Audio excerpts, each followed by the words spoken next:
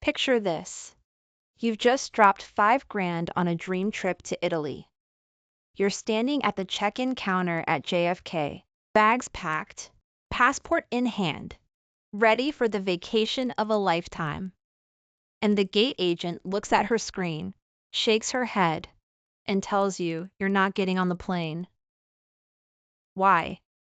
Because you missed a silent rule, change that the European Union has been threatening for years, and it is finally becoming a reality in 2026. Right now, the internet is absolutely panicking about a new European visa requirement for Americans. The rumors are flying everywhere. But here is the shocking truth. It is absolutely not a visa. And if you fall for the massive misinformation campaign currently spreading online, you might end up handing your passport data straight to identity thieves. Or worse, getting legally locked out of Europe. I've spent the last 15 years as an international travel strategist, untangling complex border regulations and aviation logistics, so my clients never end up stranded at foreign customs. I've seen every bureaucratic nightmare imaginable. And honestly, I completely get why you're stressed right now. The EU has botched this rollout so many times, pushing the dates back year after year, that even the major airlines are pulling their hair out trying to figure out how to enforce it. But it gets worse. Because while everyone is hyper-focused on this new ETIAS requirement, there is a second, highly invasive border system rolling out at European airports right now that nobody is warning you about.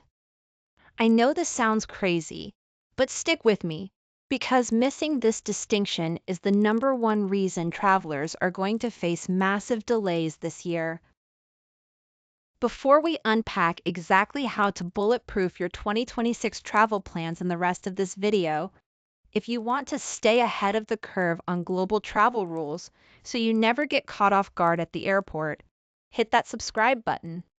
I break down the confusing fine print so you don't have to. Here is the secret the clickbait headlines aren't telling you.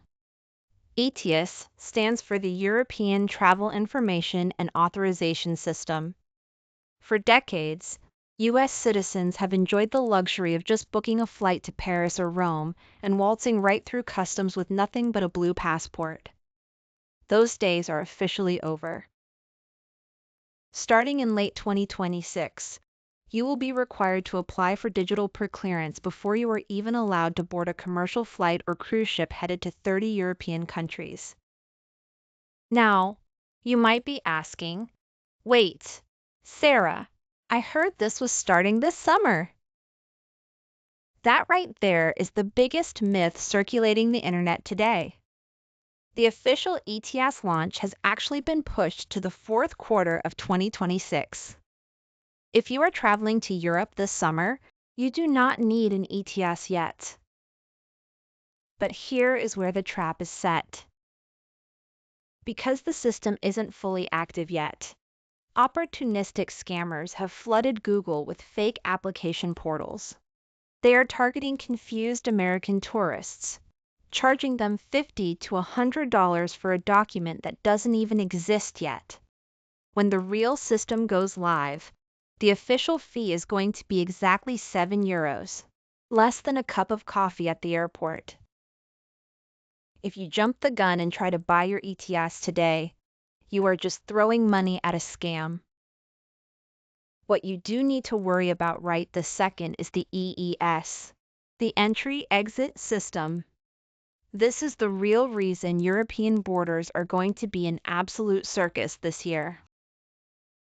Unlike ETIAS, which is a quick online form you fill out on your couch, the EES is a physical biometric dragnet happening at the airport. The EU is officially doing away with those fun little passport stamps. Instead, the moment you land, you will be shoved into a kiosk where they will scan your face, take your fingerprints, and digitally track exactly how many days you spend inside the Schengen zone. So, The game has fundamentally changed. If you overstay your 90-day limit by even a few hours, the computer system will automatically flag you. No more talking your way out of it with a friendly border guard. Here is where the rubber meets the tarmac. As of April 10th, 2026, the Entry-Exit System, or EES, is officially fully operational across all 29 Schengen countries. No more soft launches, no more testing phases. This is the real deal. When you land at major hubs like London Heathrow or Charles de Gaulle, you're going to see a sea of new, sleek-looking kiosks. Think of them as the high-tech bouncers of Europe. If this is your first trip to the EU in 2026, you cannot just walk up to a human agent and expect a quick, "Welcome to France." You'll be directed to a kiosk where you'll scan your passport, look into a camera for a high-res facial scan, and press your fingers onto a glass plate for digital fingerprinting. I know what you're thinking.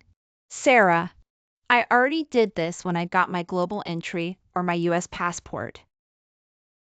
True, but the EU systems don't talk to the TSA's systems. They want their own fresh set of your biometrics. This enrollment step is a one-time headache, but it's a big one. It's adding an average of 5 to 10 minutes per person at the border. Multiply that by a full Boeing 777 landing at the same time as you, and you can see why the quick airport exit is a thing of the past.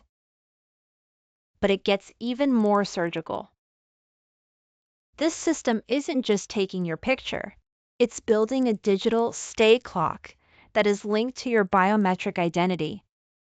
In the old days, you could sometimes get away with a few extra days in Greece because a border agent didn't feel like squinting at a blurry ink stamp.